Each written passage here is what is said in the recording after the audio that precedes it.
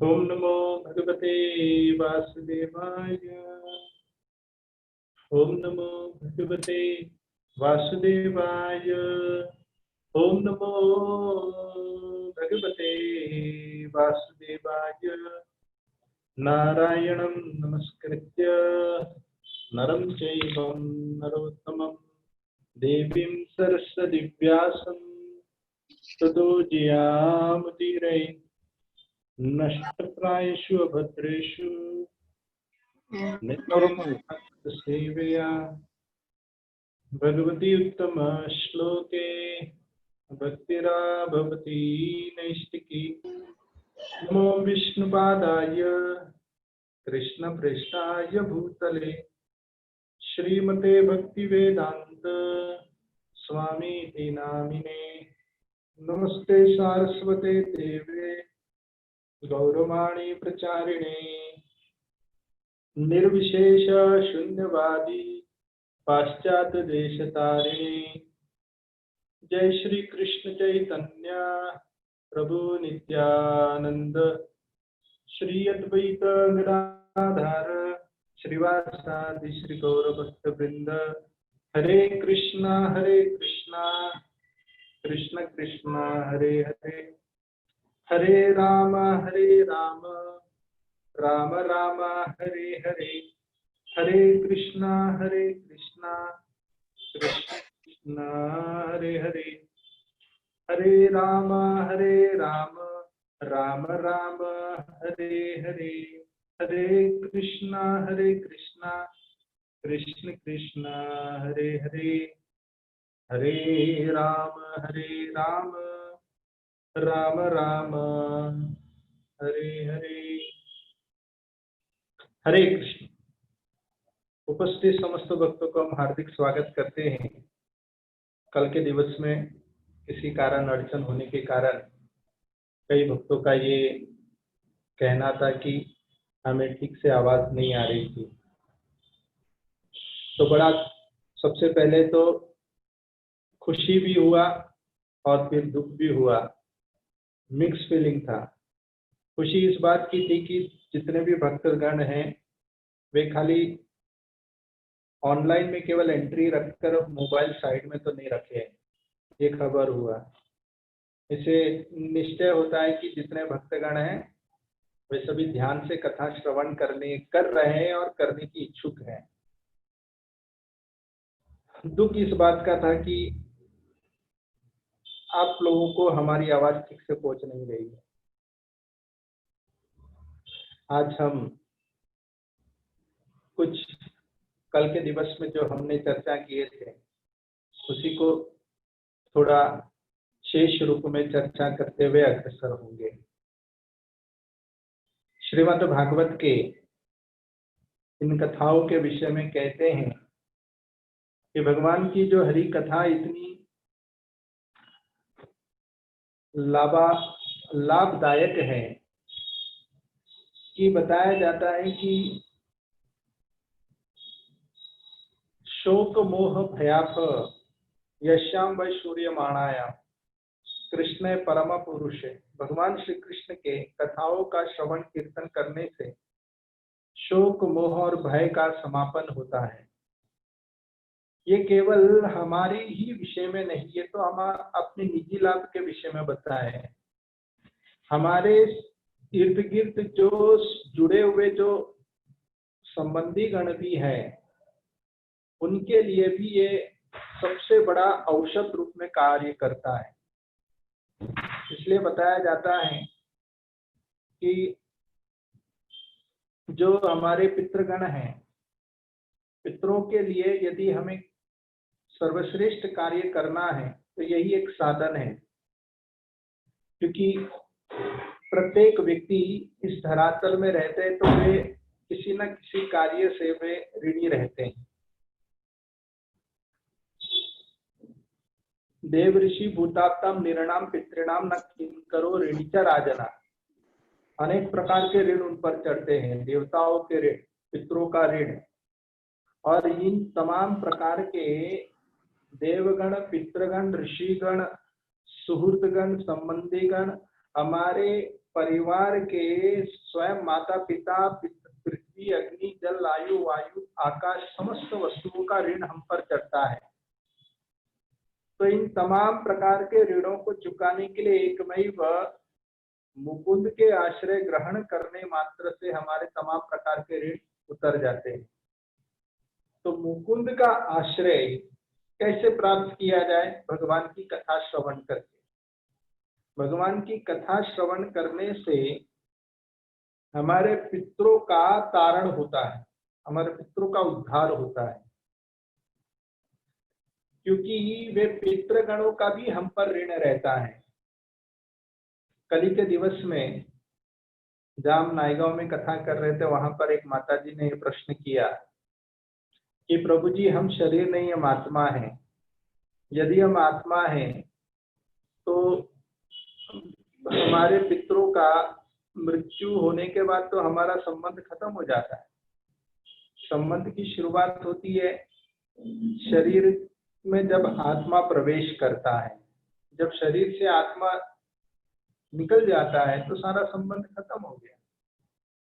तो कैसे हम ये समझे कि हमारे पितरों के लिए हमें ये कार्य करना है, क्योंकि जब वे शरीर छोड़ दिए तो संबंध ही खत्म हुआ। तो संबंध खत्म हुआ तो किस प्रकार से हम पितरों के लिए इस प्रकार के क्रियाएं किया जाए? तो प्रश्न बड़ा अच्छा था। तो उत्तर में हमने यही बताया कि जब तक देह में देह के भीतर जब तक आत्मा का विद्यमान रहता है तो उनके ऊपर अनेक प्रकार के ऋण चढ़ते हैं। तो उन ऋणों को चुकाने के लिए उन्हें अनेक प्रकार के कर्म करने की आवश्यकता रहती है। इसलिए आप देखिए, श्रीमद् भगवद गीता की जो हमारी चर्चा चली आ रही है, तीसरे अध्याय में ही, जिनमें कर्म योग के विषय में चर्चाओं में वर्णन किया गया है, जिसके अंतर्गत कर्म योग में भगवान कृष्ण कर्म करना अनिवार्य है इसके विषय में वर्णन करते हैं। नियतम कुरु कर्मत्वम कर्म ज्यायुह्य कर्मणा शरीर यत्रापिचते न प्रसिद्धेत कर्मणा। बिना कर्म करे व्यक्ति अपने जीवन का निर्वाह भी नहीं कर सकता, इसलिए उसे कर्म करना अनिवार्य है। तो कर्म किसको नहीं करना है? उसे जो व्यक्ति यस्त्वे आत्मरितिरेवस्यात् आत्मतृप्तश्च मानव आत्मनि एव स संतुष्टः तस्य कार्यं न विद्यते, तस्य कार्यं न विद्यते। उनके लिए कोई करणीय कार्य नहीं है। जिसने अपने आप को, शरीर ने अपने आप को आत्मा जो मान लेता है, उसके लिए कोई करणीय कार्य नहीं रहता। तो यदि कोई ये कहता है कि मेरे पितरों को देने की आवश्यकता क्या है जब हम शरीर एवं आत्मा है, तो यदि आपके अंदर ये अनुभूति हो चुकी है तो आपको आवश्यकता नहीं है। तस्य कार्यं न विद्यते, you have no duty to perform. कोई भी करणीय कार्य आपके लिए नहीं है। There is no prescribed duty for those person who completely realized that he is not a body, he is a spirit soul। जो अपने आप को आत्म ज्ञान जिसने प्राप्त कर लिया, उनके लिए कोई करणीय कार्य नहीं है। मगर हमारी परिस्थिति क्या है? हम वो अवस्था में नहीं पहुंचे, इसलिए हमारा कर्तव्य करना हमें अनिवार्य है, हमें करना चाहिए। तो वैसे शरीर के धर्म को देखते हुए आत्म धर्म का समापन व्यक्ति कर कैसे सकता है? हरि कथाओं के द्वारा। इसीलिए सुखदेव गोस्वामी परीक्षित महाराज के समक्ष वे कथाओं का स्मरण चिंतन कर रहे हैं। परीक्षित महाराज भगवान की कथा श्रवण करने में पूर्ण रूप में रम चुके हैं। वे सुखदेव गोस्वामी परीक्षित महाराज को कालिया दमन की लीलाओं का श्रवण कराते हैं। बड़ा सुंदर प्रसंग है। इस प्रसंग में ही यदि आप ध्यान दोगे कि शुरुआत में ही कुछ चंद श्लोकों में 3-4 श्लोक के अंतर्गत कालिया दमन लीलाओं को सुखदेव गोस्वामी ने वाइंड अप कर दिए। हम श्रवण करेंगे वे कैसे किए। उसके बाद परीक्षित महाराज का जब प्रश्न पूछा, उन्होंने जब कहा कि मुझे विस्तार से बताइए, तब वे कथा आगे आरंभ हुआ। तो ये यदि आपको सुनना है कालिया दमन कैसे समापन हुआ, तो सुखदेव गोस्वामी के एक श्लोक से हम जान सकते हैं। वे सुखदेव गोस्वामी इसके विषय में वर्णन करते हैं, केवल कुछ ही श्लोकों में वे कह देते हैं। तो आरंभ होता है इस श्लोक से, एवं स भगवान कृष्णो वृंदावन चरण क्वचित यजो रामम ऋते राजन कालिंदी सकृता। ये उस समय की चर्चा है जहां पर श्री बलराम जी आज के दिन वृंदावन चरने के लिए नहीं आए हैं। एवं स भगवान कृष्ण अपने सहपाठियों के साथ वृंदावन चरक क्वचित वृंदावन में चरने निकले हैं। जयो रामम ऋते राजन, 10वें स्कंद 15वां अध्याय 47 श्लोक 47। जयो रामम ऋते राजन, बलराम जी की उपस्थिति वहां पर नहीं है और वे गए कहां पर, कालिंदी सकबीर कृता। यहाँ पर आचार्य वर्णन करते बलराम जी की उपस्थिति क्यों नहीं थी। बलराम जी इसलिए उपस्थित नहीं थे क्योंकि बलराम जी के ही छोटे भाई थे अनंत शेष, कद्रु के पुत्र है, और बलराम जी अनंत शेष है, अनंत शेष भी कद्रु के ही पुत्र है। और इसी कारण से वे छोटे भाई को जब पीटा जाएगा तो हो सकता है कि बलराम जी थोड़ा पक्षपात करते हुए ये कह देंगे, जाने दो, हमारे परिवार का सदस्य है। तो उनके लिए भगवान कृष्ण ने बलराम जी ना कर दे, इसीलिए भगवान कृष्ण ने बलराम को साथ में नहीं लेकर आए। दूसरा कारण बताते बलराम जी को इसलिए नहीं लेकर आए क्योंकि बलराम जी का एकमेव कार्य था कि अब कृष्ण के अंगरक्षक के रूप में थे। तो हो सकता है कि भगवान श्री कृष्ण के जीवन में किसी प्रकार की क्षति ना पहुंच जाए, इसलिए भगवान के रक्षा के लिए बलराम जी आगे खड़े रहते, तो कृष्ण को जलाशय में छलांग लगाने के लिए देंगे ही नहीं, या तो फिर मनाही कर देंगे, वो रेड अलर्ट एरिया में जाना ही नहीं है जहां पर कालिया का हृदय है, कालिया का निवास स्थान है, इसलिए उन्होंने बलराम जी को साथ में नहीं लेकर आए। तीसरा कारण ये बताते बलराम जी इसलिए नहीं आए क्योंकि बलराम जी आते तो फिर ब्रजवासियों को समझाने वाला कौन होता, ब्रजवासियों को भी रोकना चाहिए था, और वो रोकने के लिए बलराम जी वहां पर अपने अंग को विस्तृत करते हुए उन्होंने इस प्रकार बलराम जी ने उन सारे ब्रजवासियों को कूदने के लिए मना कर दिए जब कृष्ण कालिया के चुंगल में जब फंसा था। अच्छा, चौथा कारण ये था कि बलराम जी ने क्या देखा कि बलराम जी ने ये देखा कि यहाँ पर कृष्ण जा रहे हैं, तो कृष्ण को क्या महसूस हुआ कि बलराम जी को यदि मैं साथ में लेकर जाऊंगा तो मैं कालिंदी का दवाई पानी कैसे करूंगा, क्योंकि कालिंदी यानी कि स्वयं यमुना देवी, और उनके पेट में एसिडिटी हो चुका था और इतने जहर उगल रहा था कालिया, जिस जहर से यमुना नदी, यमुना के गर्भ में, यमुना के पेट में केवल अग्नि भड़क रही थी।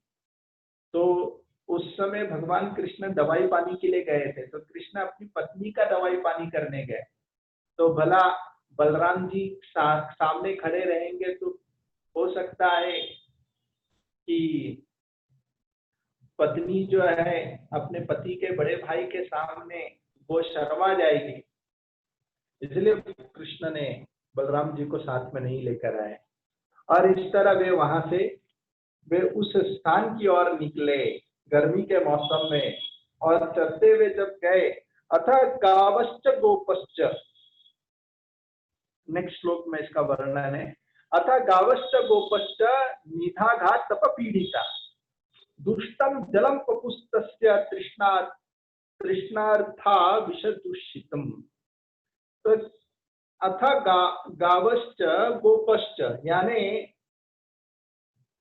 ये गावश्च गोपश्च कि उस समय भगवान कृष्ण जब अपने सहपाठियों के साथ निकले थे तो गैया जो थी वे निधाघात तप पीड़िता, वे इतने पीड़ित अवस्था में थे प्यास के मारे, गर्मी काफी कड़क थी।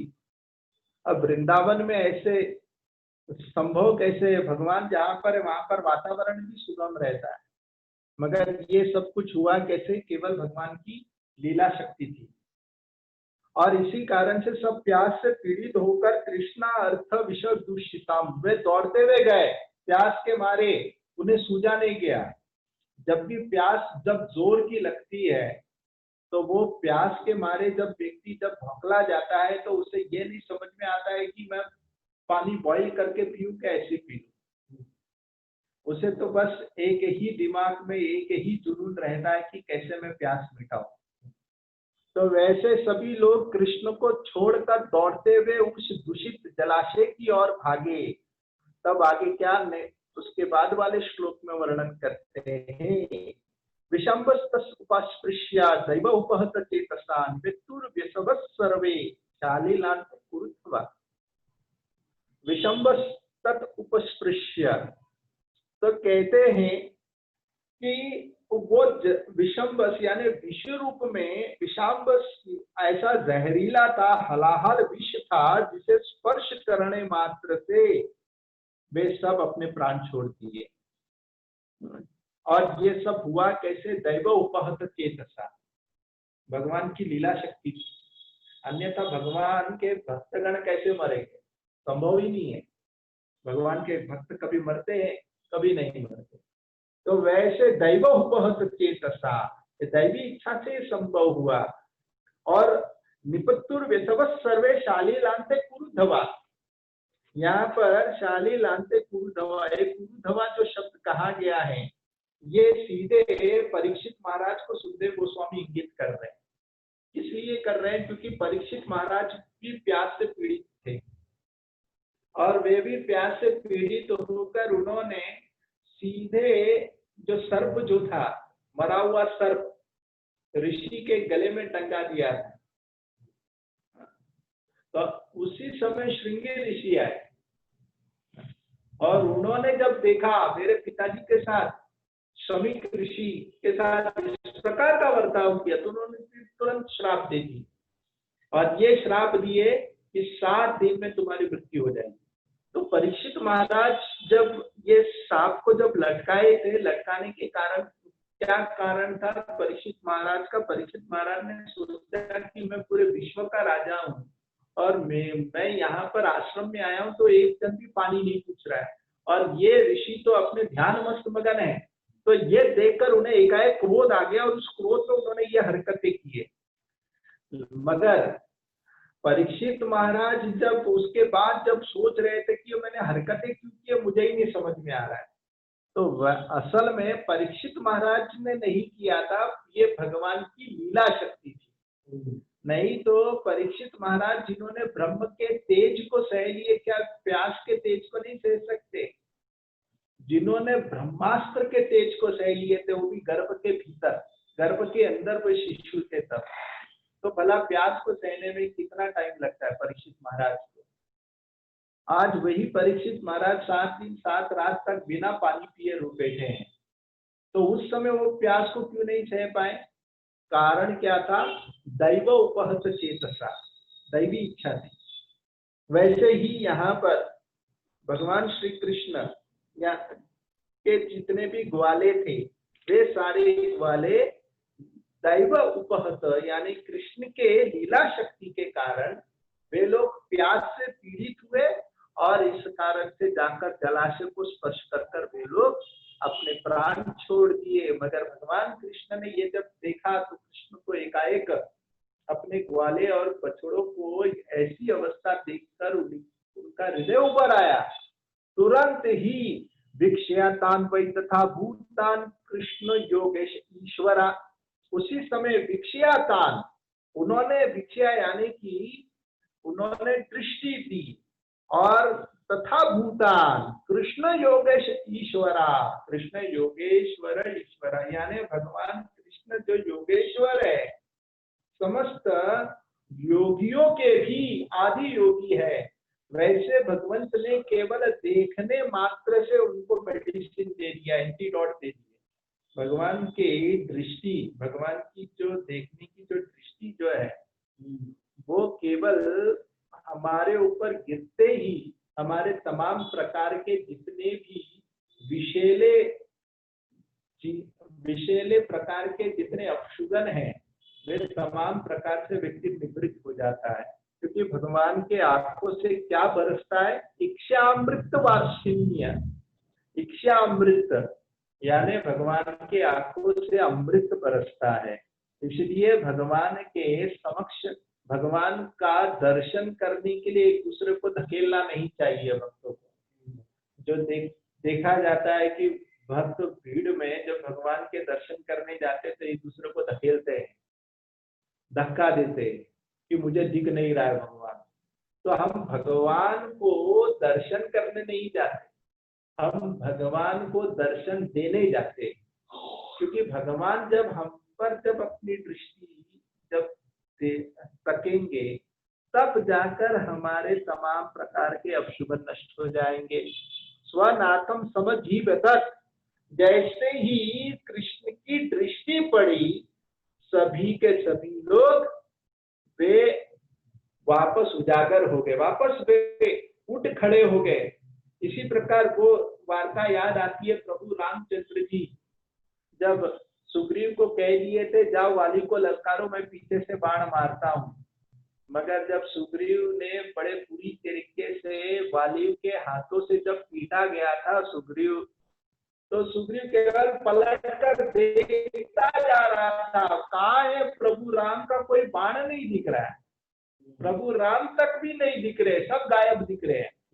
और जब सुग्रीव ने देखा अब राम के भरोसे मैं नहीं रहूंगा, उन्होंने जब राम का भरोसा छोड़ दिया, तब सुग्रीव वहां से भागे और भागकर पंपा सरोवर में आ गए। वाली पंपा सरोवर नहीं आ सकते थे क्योंकि उनको श्राप था। तो उस समय सुग्रीव जब बिस्तर पर पड़ा था और उनके हड्डी पसली एक हो चुकी थी, और वैसे अवस्था में सुग्रीव आर्तनाद पूर्वक अपने अंग के प्रत्येक हड्डियों को वो पीड़ित अवस्था में वो केवल रोता जा रहा था। तो वैसे रुदन अवस्था को देखकर प्रभु रामचंद्र जी वहां पर आ गए और सुग्रीव कहने लगे, अरे वाह, तुमने तो बड़ा बड़ा पराक्रम दिखाया था, ये बाण उधर गया था इधर गया था, 7 पेड़ को चीर कर बाहर निकला, ऊपर जाए गया नीचे गया और तरकश में आके बैठ गया। अरे कहा गया तुम्हारी वो चतुराई, डर गए मेरे भाई से।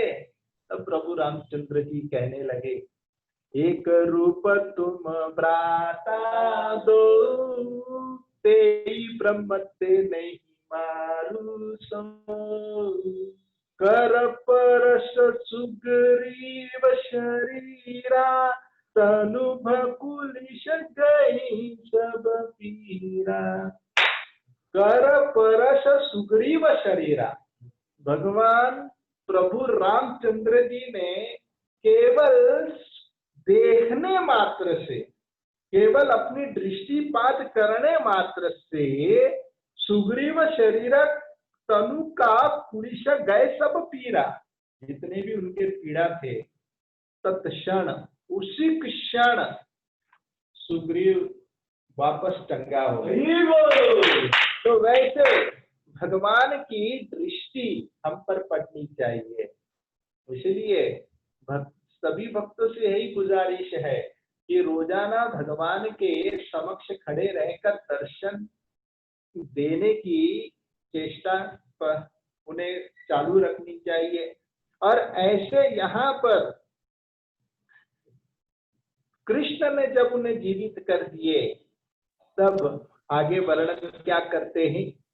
ते संप्रीत्य संपूताय जलांतिकात् आसंसु विषुमितात् सर्वे वीक्ष्यमाना परस्परम। ते संप्रीत्य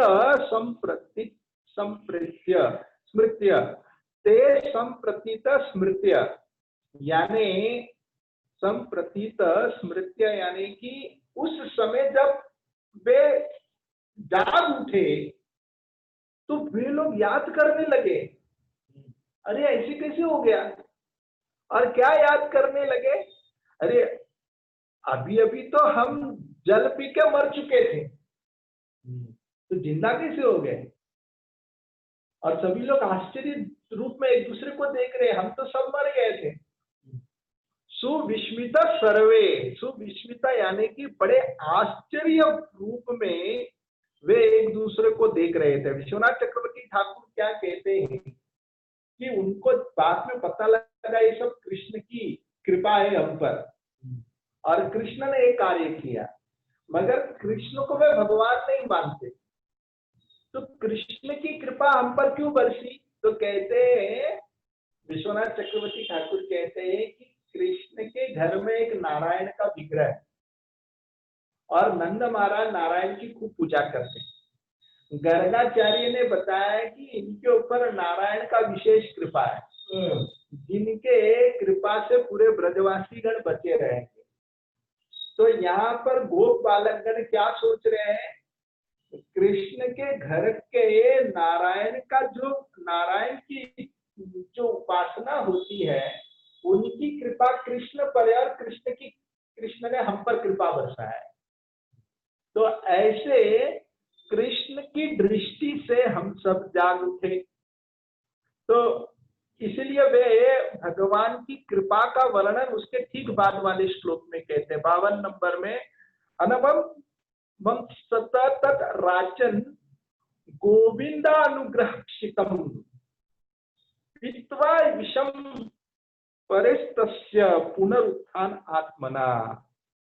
पुनरुत्थान, गोविंद अनुग्रह क्षितम, गोविंद अनुग्रह क्षितम यानी गोविंद के अनुग्रह की दृष्टि, इक्षितम उन्होंने दृष्टि हम पर बरसाई, और जिस कारण से हम वापस जाग उठे। असल में जो भी कुछ होता है सब गोविंद की कृपा से ही होता है। इस बात को प्रत्येक व्यक्ति अपने आप में से टटोल सकते हैं। या जैसे कि एक चींटी की कहानी देखिए। एक चींटी जब पत्ते के ऊपर था, तब उस चींटी को कहा, चींटी तुम कितने महान? तो चींटी ने कहा, मैं महान नहीं हूं, ये पत्ता महान है जो मुझे आश्रय दिया है, जिस पर मैं खड़ी हूं। तो पत्ते को कहा, पत्ते तुम कितने महान हो? पत्ते ने कहा, मैं महान नहीं, ये डाली महान है जो मुझे आश्रय दिया है। डाली को कहा, डाली तुम कितने महान हो? डाली ने कहा, ना मैं महान नहीं हूँ, ये मैं तो इस पेड़ के कारण खड़ी हूँ। जब पेड़ को कहा, पेड़ तुम कितने महान हो? तो पेड़ ने कहा, ना मैं महान नहीं हूँ, ये जड़ महान है जिन्होंने मुझे आश्रय दिया है। जड़ को कहा, जड़ तुम कितने महान हो? तो जड़ ने कहा, अरे मैं महान नहीं हूँ, जो मुझे इस मिट्टी से जो जल मिल रहा है उस जल से पोषण हो रहा है, तो ये जल महान है। तो जल को कहा कि तुम कितने महान हो? तो जल ने कहा, मैं महान नहीं हूँ, महान तो समुद्र है, समुद्र से बहते हुए आता हूँ। तो समुद्र को कहा, तुम कितने महान हो? तो समुद्र ने क्या कहा, मैं महान नहीं हूँ, महान तो ये बादल है, क्योंकि बादल गरजता है तो बरसता है तो मैं भी पुलकित होती हूँ। तब उस समय बादलों को कहा, बादल तुम कितने महान हो? तो बादल ने क्या कहा, मैं महान नहीं हूँ, सूर्य देव महान है जिनकी कृपा से मैं बरसती हूँ। सूर्य देव को कहा, सूर्य देव तुम कितने महान हो? तो सूर्य ने क्या कहा, इमं विवस्वते योगम प्रोक्तमामहमव्ययम् विवस्वान् मनवे प्राह मनुरिचाक्वे प्रवि। वो कहने लगे वर्षों वर्षों पहले सबसे पहले कृष्ण ने मुझे भगवत गीता श्रवण कराए। हरि बोल। तो ऐसे सूर्य देव भी कृष्ण पर ही आश्रित है। और स्वयं कृष्ण क्या कहते हैं, सर्वयोनिषु कौन्तेय मूर्तिया संभवन्ति तासम ब्रह्म महद्योनिरहं बीज प्रतापिता। कृष्ण ही समस्त जीव के प्रदाता, वे प्रदान करने वाले, वे बीज प्रतापिता है। वैसे कृष्ण की अनुग्रह एक चींटी की कहानी से हम ले सकते हैं, तब तो फिर हमारे विषय में क्या कहा जाए। प्रत्येक स्थान पर प्रत्येक क्रियाओं में कृष्ण की कृपा है। और इस बात को गोविंद अनुग्रहक्षितम वे जानते थे। और सुखदेव गोस्वामी अंततः गत्वा वे एक श्लोक में खत्म करते हैं। अब 16वें अध्याय के प्रथम श्लोक में वे विराम कर देते हैं पूरे। अब पूरा कालिया दमन की कथा यहाँ पर समाप्त होती है। और वो क्या है, श्री शुक उवाच विलोक्ष्य दुष्यतां कृष्णां कृष्ण कृष्णाहिना विभु तस्य विशुद्धम अन्विच्छन् सर्पम तम उद्वासयत्। कहते हैं विलोक्ष्यम, विलोक्ष्य पहले नंबर श्लोक में 16वें अध्याय का प्रथम श्लोक है, जिसमें क्या कहते हैं, विलोक्ष्य दुष्यताम कृष्णाम। तो यहाँ पर आप देखिए 3 बार कृष्ण का नाम उच्चारण किया गया है। कृष्णाम, कृष्ण, कृष्णाहीना। बड़े पोएटिक तरीके से, एकदम काव्यात्मक दृष्टि से सुखदेव गोस्वामी कथा कर रहे हैं। और क्या कहते हैं यहाँ पर, ये जो 3 कृष्ण हैं, 3 कृष्ण काले रंग के साथ तुलनात्मक किया है। यहाँ पर 3 लोग काले हैं। यमुना देवी काली है, कृष्ण काले और कालिया काला है। अब ये तीनों को कृष्ण के साथ तुलनात्मक करते हैं। तो कृष्णाम यानी यमुना देवी, दूषिताम कृष्णाम यानी यमुना देवी को जो दूषित थी उसको कृष्ण यानी कि अपना कृष्ण, वे कृष्ण कृष्णहीना यानी कालिया कृष्ण, वे कालिया को विभु, उनको विभु ने यानी भगवान ने क्या किए, तस्य विशुद्धम अन्विच्छ, उनको शुद्ध कर दिया।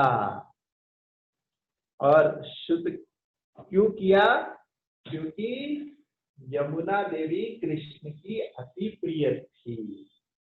भगवान कृष्ण ने कालिया को मारकर यहां से भगा दिया और यमुना देवी को शुद्ध कर दिया।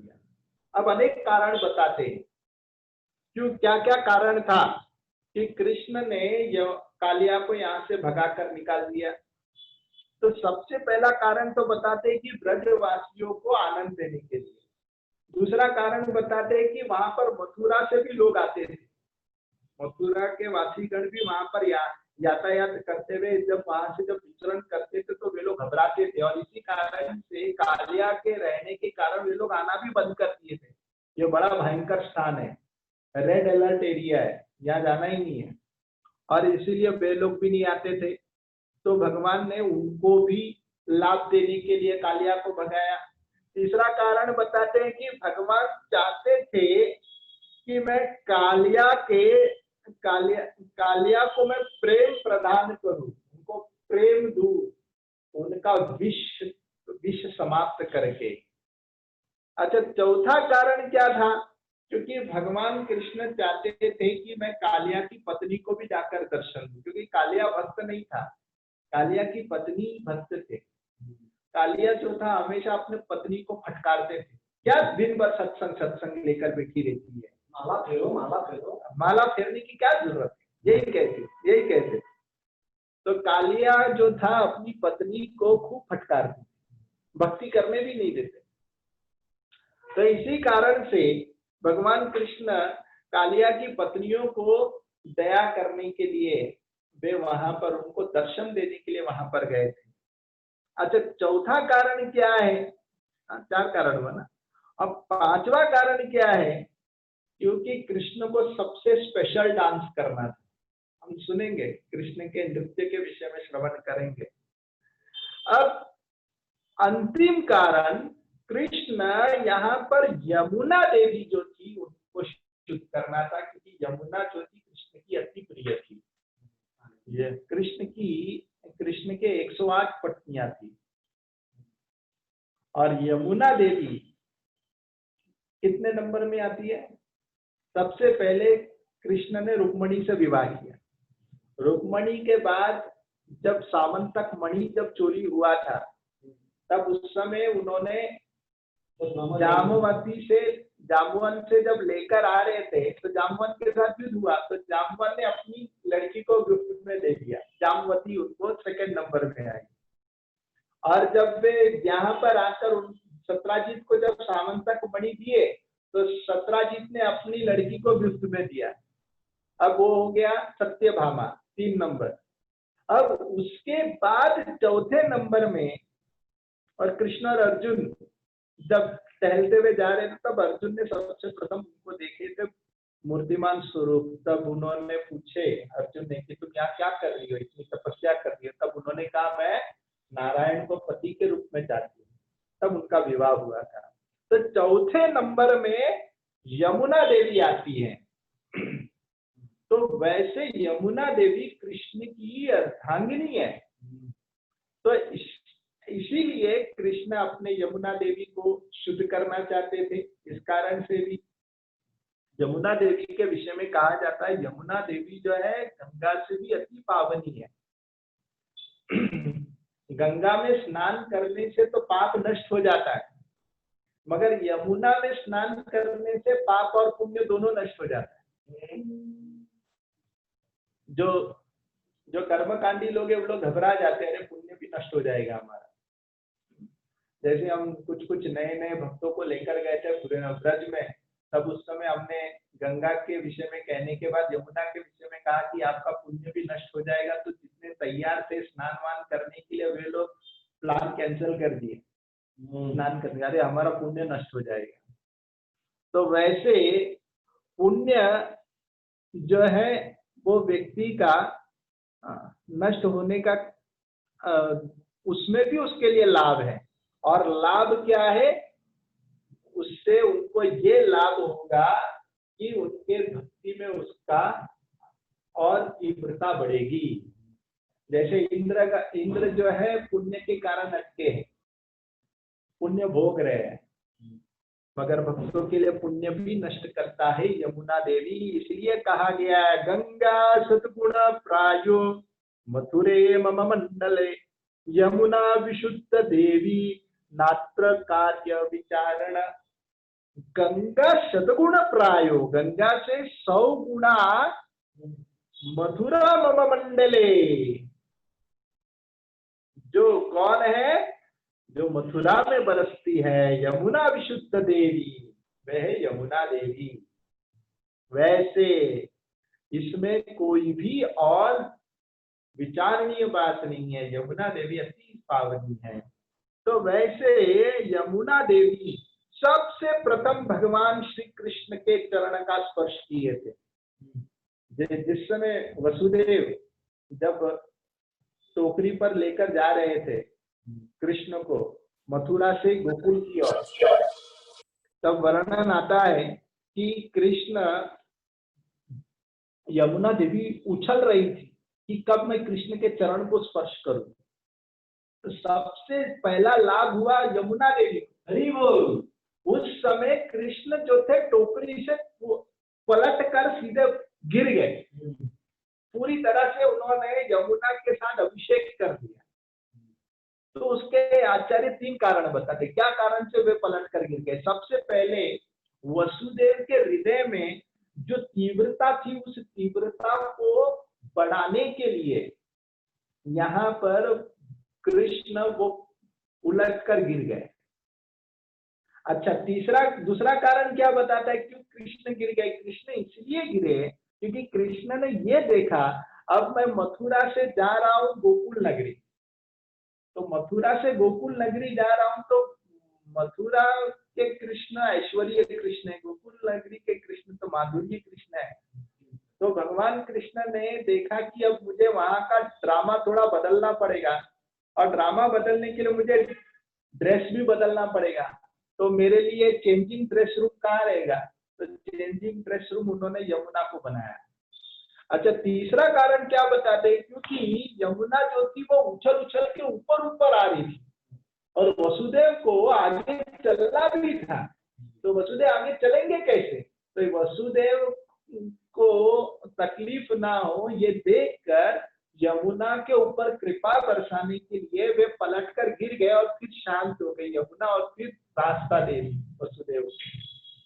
इस तरह भगवान ने यमुना को इतना विशेष स्थान दिया, इतने उनके प्रिय थे कि भगवान कृष्ण ने उसे वहां से फटकार कर भगा दिए। अब प्रश्न ये उठता है, ठीक इसके बाद वाले अब श्लोक में क्या कहते हैं? श्री राज्यो उवाच कथम मंतर्जले गाढ़े न्याघ्रनाथ भगवान अहि सवै बहु युगा वासम यथासित विप्र कथयताम। तो कहते कथम अंतर जले गाढ़े, तो परीक्षित महाराज अब प्रश्न पूछ रहे हैं कि कैसे संभव हुआ अंतर जले गाढ़े?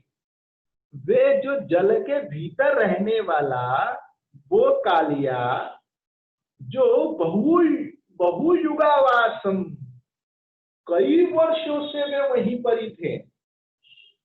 अब वो जो कालिया जो था वे सतयुग से वहीं पर ही उपस्थित थे। अब चतुर्युग, चार चतुर्युग से वे वहीं पर ही थे। अब वे 4 चतुर्युग से वे वहां पर सवै बहुयुगावासम, इतने 4 चतुर्युग से वे वहां पर उपस्थित थे। तो यहाँ पर प्रश्न ये पूछते हैं परीक्षित महाराज, तो उसे कैसे निकाल दिए एक ही झटके में? केवल कृष्ण ने 1 लाख मारा, बोला चल निकल यहाँ। और वैसे तो कृष्ण बड़े दयालु है। अब कृष्ण इतने दयालु, उन्होंने कार्य किए कैसे? तो यहाँ पर पहला प्रश्न क्या रखते हैं परीक्षित महाराज? सवै बहुयुगावासम, इतने युग युग रहते हैं। अब कोई पगड़ी सिस्टम में भी रहता है, तो पगड़ी सिस्टम जो निवासियों को भी वहां से हटाना बहुत मुश्किल है, आसान नहीं है। और वो पगड़ी सिस्टम वाले वो फिर अपना ही घर मान लेते हैं कि यह मेरा ही घर है, क्योंकि हमारे परदादा यहीं रहते थे। उन लोग को हटाना बहुत मुश्किल है, फिर उनके लिए भी कुछ शेयर देना पड़ता है, और उन लोग भरेंगे कितना? केवल 100 या 200 रुपया केवल भाड़ा भरेंगे, और पगड़ी वाले के लिए कोई ये नहीं है। तो वैसे पगड़ी सिस्टम वाले को निकालना मुश्किल है, क्योंकि कई समय से रहते। यहाँ पर तो कालिया जो था चतुर्युग, 4 चतुर्युग से वहां है, तो ये कैसे संभव है कि कृष्ण ने उसे वहां से निकाल दिया? ये ऐसे कैसे उनको इस प्रकार की कृपा, इस प्रकार उनके साथ दुर्व्यवहार किया? वे कृष्ण है कौन? तो 3 नंबर श्लोक में कहते ब्रह्मण भागवतास्तस्य भूमान स्वचंड वर्तिना गोपाल उदार चरितम कश्च तृप्त्यामृत जुषम। तो कहते ब्राह्मण यानी हे ब्राह्मण, परीक्षित महाराज कह रहे सुखदेव गोस्वामी को, हे ब्राह्मण भागवतास्तस्य, वे भगवान भौम्न स्वचंड वर्तिना, जो असीमित शक्ति धारण करते हैं, स्वचंड वर्तिना, जो अपने स्वतंत्र पूर्वक कोई भी कदम बढ़ाते उनके ऊपर कोई जोर जबरदस्ती नहीं है। कृष्ण जब डिसीजन लेना है तो कृष्ण को किसी को पूछना नहीं पड़ता है।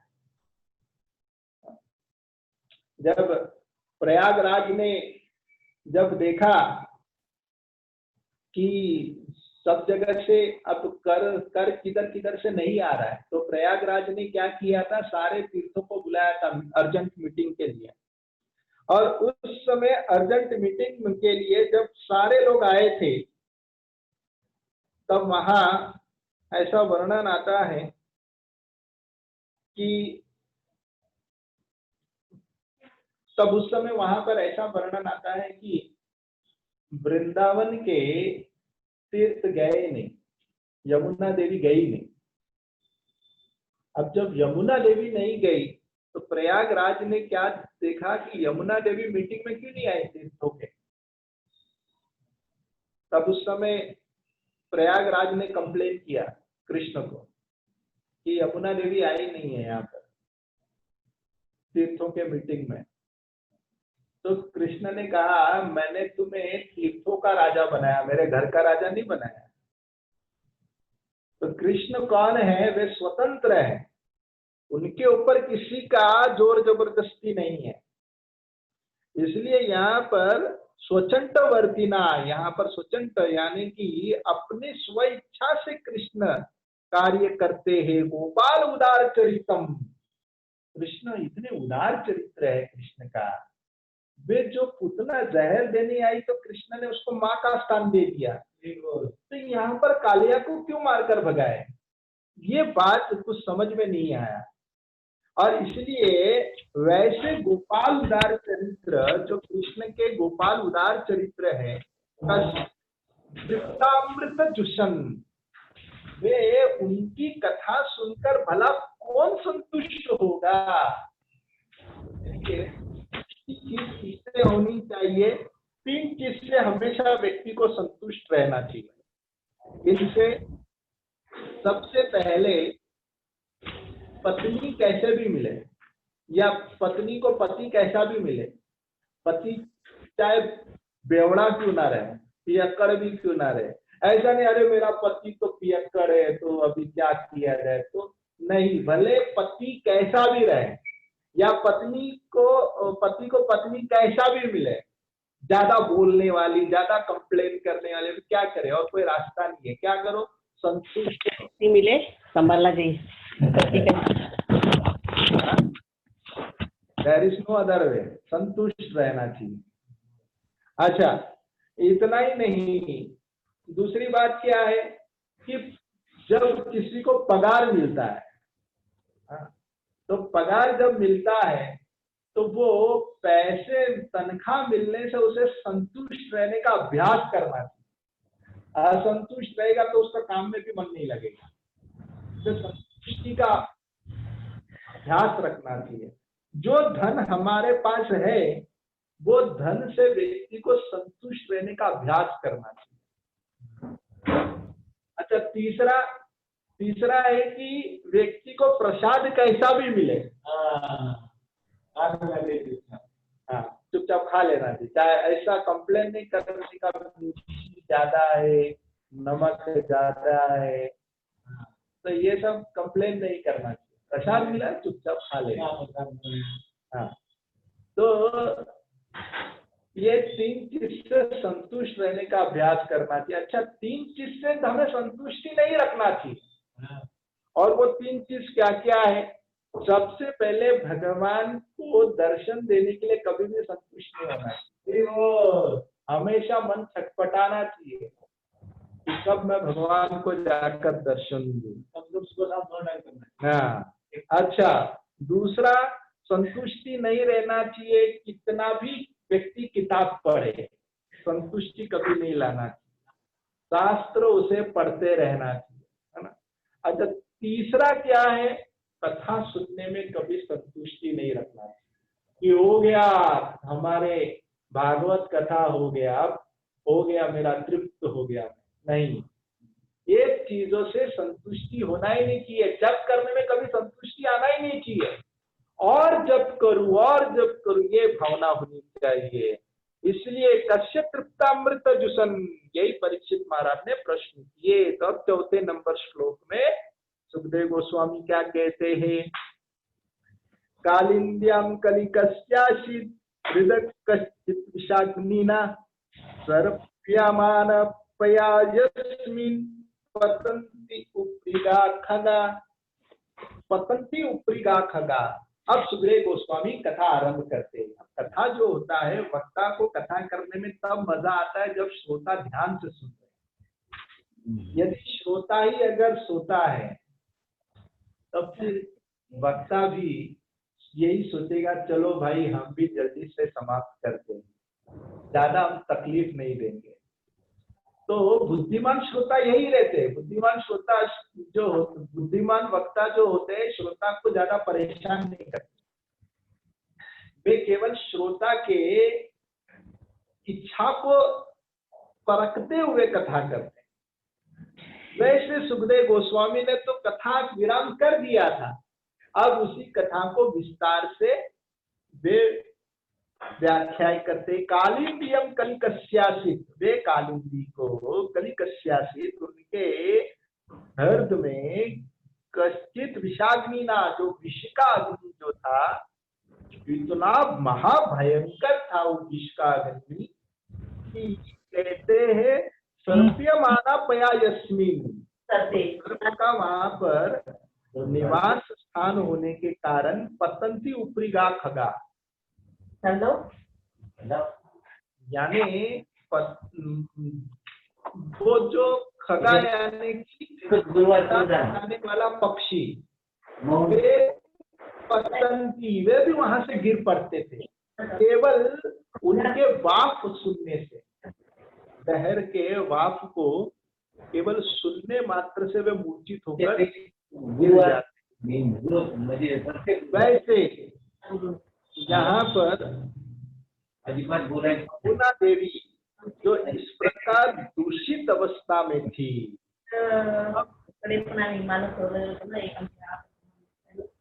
किसी का आवाज आ रहा है। जंजीरी माता जी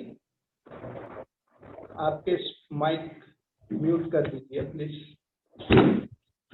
नेट पुराना कोई है जो म्यूट कर देंगे? बस, थैंक यू। तो अब यहाँ पर